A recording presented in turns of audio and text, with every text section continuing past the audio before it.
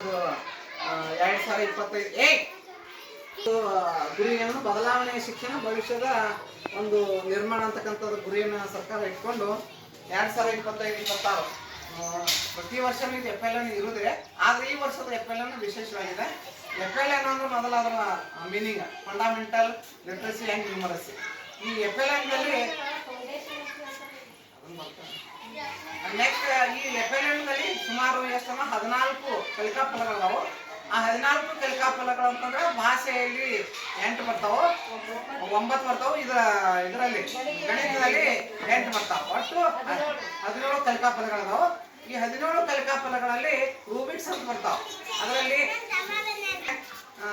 Below base line, ಪ್ರಾಥಮಿಕ ಅಂತಂದ್ರೆ B, ಇದು ಕನಿಷ್ಠ ಅಂದ್ರೆ BB, base line basic base line ಅಂತ BB ಅಲ್ಲ. ಇನ್ನ ಪ್ರಾಥಮಿಕ ಅಂದ್ರೆ ಬಿ ಬರ್ತದ, ಅದು ಬೇಸಿಕ್ ಲೈನ್ ಅಷ್ಟೇ.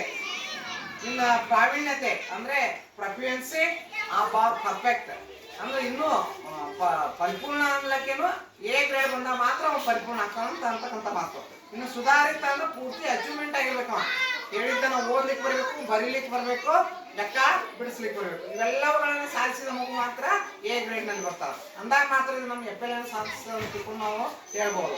ಈ ವರ್ಷ ನಾವು ಪ್ರತಿಯೊಂದು ಕಲಿಕಾ ಫಲಗಳಲ್ಲಿ ಕ್ರಿಯಾ ಯೋಜನೆ, ಒಂದೇ ಒಂದು ಕಲಿಕಾ ಫಲಕ್ಕೆ ಭಾಷೆಗೆ ಸಂಬಂಧಪಟ್ಟಂತೆ ಓರಲ್ ಏನ್ ಮಾಡಬೇಕು, ಎಲ್ಲ ಚಟುವಟಿಕೆಗಳನ್ನು ಕ್ರಿಯಾ ಯೋಜನೆಯಲ್ಲಿ ಕೊಟ್ಟಿದ್ದಾರೆ.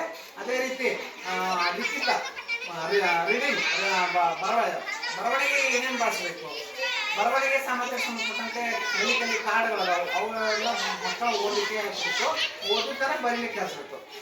ಲಾಸ್ಟ್ ರೈಟಿಂಗ್ ಬರ್ತದಲ್ಲ, ಆ ರೈಟಿಂಗ್ ಸಾಮರ್ಥ್ಯದಲ್ಲಿ ಎಲ್ಲ ಮಕ್ಕಳ ನಾವೇನು ಶಿಕ್ಷಕರು ಉತ್ಕಲೇಖನ ಹೇಳ್ತೀವಿ, ಓದಿದ್ದನ್ನ ಬರೆಯಬೇಕಂತಕ್ಕಂಥದ್ದನ್ನ ಈ FLN ಇದರಲ್ಲಿ ಈ ವರ್ಷದ ಒಂದು FLN ಬಂದಿದೆ.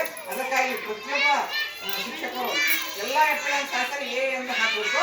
ಇನ್ನು ಯಾವ ಮಕ್ಕಳು ಅಪ್ಪು ಅಂದ್ರೆ ಏನು ಭಾಗಶಃ ಅಂತ ಕೆಲಸ ಮಾಡ್ತಾರೆ ಅಂತ ಮಕ್ಕಳಿಗೆ ನಾವೆಲ್ಲ B ಗ್ರೇಡ್ ಹಾಕಿ BA ಅಂತ ಹಾಕಿದ ಮಕ್ಕಳನ್ನ ಎಲ್ಲ ಪರಿಹಾರ ಬೋಧನೆ ಒಳಪಡಿಸಬೇಕು.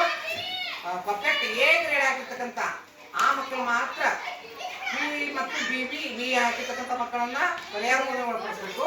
A ಗ್ರೇಡ್ ಪಡೆದ ಮಕ್ಕಳನ್ನ ಒಂದು ಕಲಿಕೆಯನ್ನ ಸಾಧಿಸಾರ ಅಂತಿಕೊಂಡು ಪರಿಗಣಿಸಬೇಕು.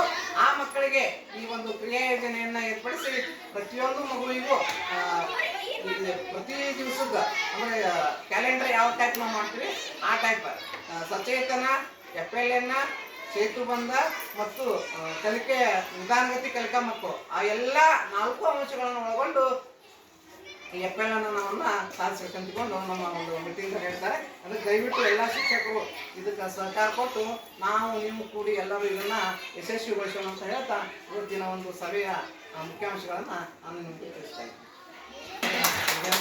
ಅಲ್ಲ ಅವರು